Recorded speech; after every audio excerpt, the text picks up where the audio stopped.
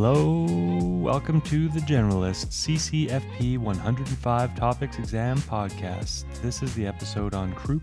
I am Caleb Dusdahl, and my co-host is Chris Cochrane. Hello. This episode was written by me and expert reviewed by Dr. Nabeela Waja, Paediatrician in Chilliwack, BC. Thank you, Dr. Waja.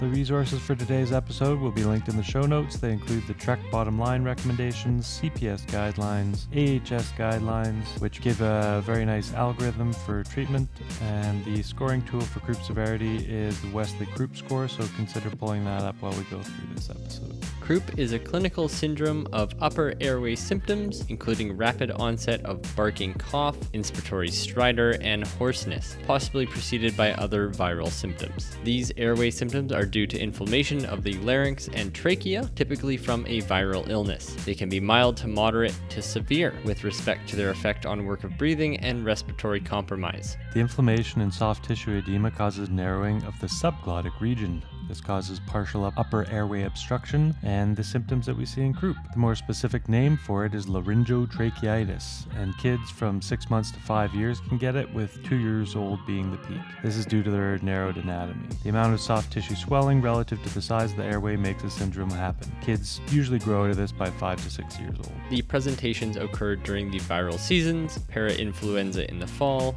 RSV and influenza later in the winter. Unless we made those disappear with our distancing and masking. Wouldn't that be nice? Now let's get to the objectives. They might seem a bit out of order, as you'll see, but they lend themselves well to the standard approach in emergency medicine. That is this patient dying now? Is there something going on that we can help them in the next while? Or do we have time to do a proper history and physical and land on our diagnosis? Objective 1. In patients with croup, identify the need for respiratory assistance and provide that assistance when it's indicated.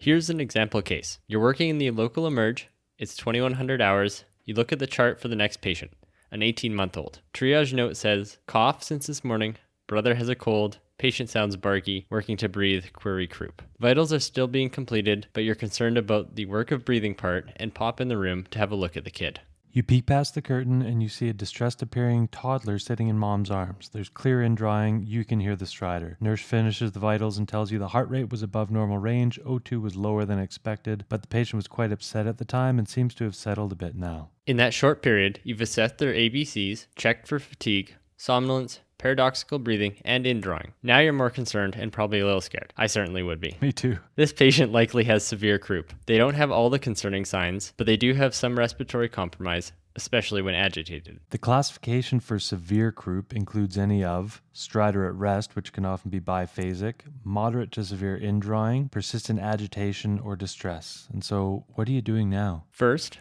all of the algorithms suggest minimizing interventions. Don't get the patient agitated. This only makes the obstruction and symptoms worse. Second, if cyanosis or low O2 sat, give passive blow-by oxygen. Third, nebulized epinephrine. This is specific to severe croup and differs from the management of mild or moderate croup, as we'll talk about in a bit. Blow-by, that's just like the non-rebreather on their chest kind of thing? Or a full face mask, I guess? Get their parent to hold it near their face, but not right on it. Kids don't like that. The dose for nebulized L-epinephrine is 5 mils of the 1 milligram per milliliter, which is the 1 per 1,000. Or, if using the racemic epinephrine, which is usually 2.25%, you're using the 0.5 mils in 2.5 mils of normal saline. The next step in our treatment, which has a slower effect, is to give dexamethasone 0.6 milligrams per kilogram up to a max of 10 milligrams. The preferred route is PO, but IM or IV are fine too in the sick patient. This step of giving steroids is universal to all patients with croup. The next step is to wait. You wait and observe for resolution of symptoms and possible return of stridor at rest. For severe croup, this involves waiting 2 hours after the epinebs. If stridor comes back, you repeat the epinebs and consider admission or a call to your local PICU doc. While this patient was a severe case of croup, they were not in impending respiratory failure. If they were, you may have had to intervene with intubation and a rapid transfer to the PICU if they didn't rapidly improve with the nebulized epinephrine, or if they were too sick and breathing is already ineffective. The signs to look for are stridor at rest, which might now be quiet or decreased. decreasing work of breathing, indicating fatigue, lethargy or decreased LOC, supplemental oxygen needed to maintain O2 sat greater than 92%. or dusky or poor perfusion. Objective 2. Before attributing stridor to croup, consider the other possible causes. What if the triage note had read cough since this evening, stridor, mild work of breathing, trouble eating at dinner? Although croup is still a possibility, this could really be any number of things. Anaphylaxis can cause these symptoms, so don't miss that. We won't go through what to look for, but have a listen to the full episode on anaphylaxis, which we'll link to in the notes. We'd also want to think about a foreign body. Maybe they aspirated something, or perhaps it's lodged in the esophagus. Either of these can cause swelling or irritation, and in the case of aspiration, can cause stridor directly. The story here is often that they had onset of symptoms after a period of unwitnessed play or eating, be it at home or daycare. Check for bilateral breath sounds and expansion in all of these patients. Now consider the possibility of a retropharyngeal abscess that is causing the irritation or the swelling. This can mimic croup. A neck exam could reveal decreased range of motion in extension. Or perhaps the child is unvaccinated and they actually have epiglottitis. To rule out these last three on the differential, a good physical is warranted. Chest and lateral x-rays are indicated for these three conditions. Another similar condition is bacterial tracheitis. This is rare, but shares many of the same symptoms as croup, and differentiating between the two may be difficult initially. X-rays of the neck are indicated for this as well. Lower airway signs, such as crackles or wheezes, could indicate bronchial involvement in croup. While initially you treat it the same, it does have a higher risk of subsequent bacterial pneumonia. Objective 3. In any patient presenting with respiratory symptoms, look specifically for the signs and symptoms that differentiate upper from lower respiratory disease. This comes down to a good physical exam. Listen from the bedside, then auscultate all of the lung fields, noting crackles or wheezes, which are signs of lower or small airway disease, or inspiratory stridor, a sign of upper or larger airway disease. It is important to distinguish the barky cough and stridor in croup from the higher-pitched whooping cough of a pertussis infection. And don't forget to include those aspects of the physical exam from Objective 2 if you're worried about something other than croup. And if you're one of those people who remember best by knowing the pathophysiology behind these symptoms, we'll include a nice diagram from the Calgary Guide that you can peruse at your own leisure. Objective 4. In a child presenting with clear history and physical exam compatible with mild to moderate croup, make the clinical diagnosis without further testing. Unlike our patient in Objective 1, who had severe croup, those with mild to moderate croup typically appear pretty well. In these patients, we have some time to get a good history and confirm that we're dealing with croup. The factors that should make you think about croup include sudden onset and rapid progression of symptoms, often less than 12 hours, a previous episode of croup, underlying abnormality of the upper airway, medical conditions that could predispose to respiratory failure like neuromuscular disorders, fever, barky seal-like cough,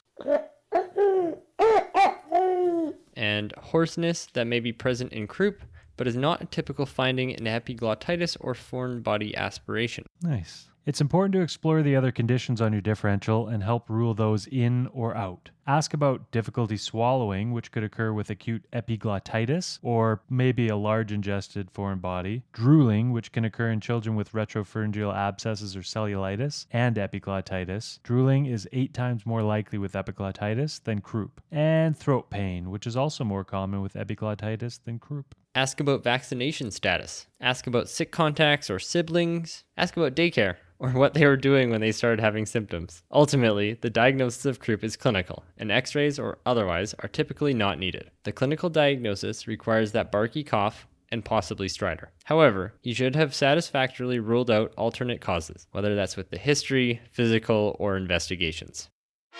Objective 5. In patients with a diagnosis of croup, use steroids. As we mentioned earlier, all patients diagnosed with croup receive a dose of steroid. This includes patients with mild and moderate croup. Mild croup is defined as that barky cough, hoarseness, or inspiratory stridor, but no stridor at rest and no to minimal indrawing at rest.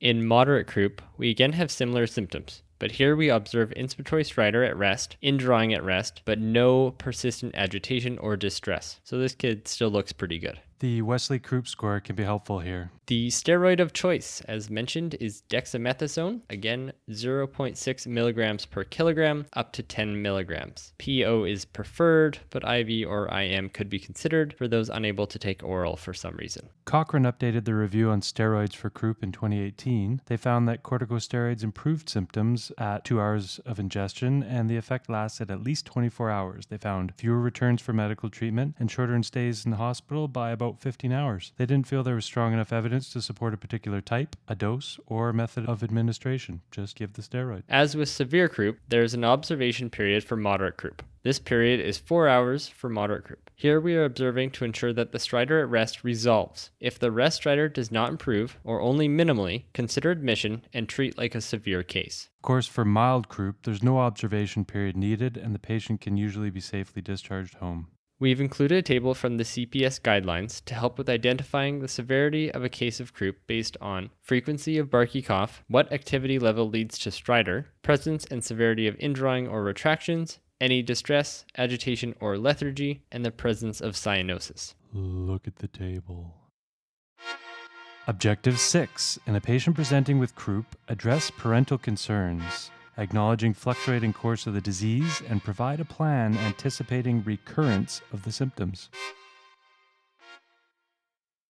Croup can be quite scary for parents. Despite treatments often working well and quickly, parents can still be concerned, especially if this is the first time this has happened, or perhaps the first time they've had to bring their child to the hospital. It is important to validate the concerns and to provide a thorough explanation of what to expect. It might be helpful to explain that it's almost always due to a virus, so antibiotics are not going to be helpful. You can specify the vast majority are due to para-influenza 1 or 3, but that influenza A and B can also be implicated. This can help explain why it's possible they might have another croup episode in the future, because another virus could be the cause. And also that the effect of the steroid is likely to last 24 to 48 hours, and so it is possible that their symptoms could worsen at home when these do wear off. Encourage them to return to the emergency department if the stridor affects the child at rest, they're having more difficulty breathing, they're lethargic or looking cyanotic, aka blue, having difficulty swallowing or taking in fluids, have decreased urination, worsening cough or severe coughing spells, excessive drooling or a fever. You could also provide the parent with a link to the Trek website, which has some tips for parents to deal with symptoms. And we'll grab a screenshot and, of course, a link to the Trek to that place on the internet. It's a very good place on the internet. You should definitely go there.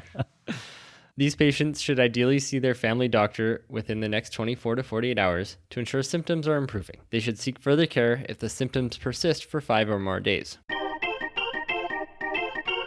So, to summarize this nice, tight episode, croup is a viral laryngotracheitis characterized by a barky cough and possibly hoarseness and stridor. This can be mild to severe. Everyone with croup gets dexamethasone, 0.6 milligrams per kilogram. Severe cases get nebulized epinephrine. Mild cases can be discharged with instructions. Moderate cases need to be observed but can go home if their rest stridor resolves within 4 hours. Severe cases need to be monitored for 2 hours after the epinephrine for possible return of their stridor. If persistence of symptoms, consider admission, call to the PICU, and repeat epinebs. There are a number of other conditions that can mimic the symptoms of croup. Rule these out with history, physical, and x-rays if indicated.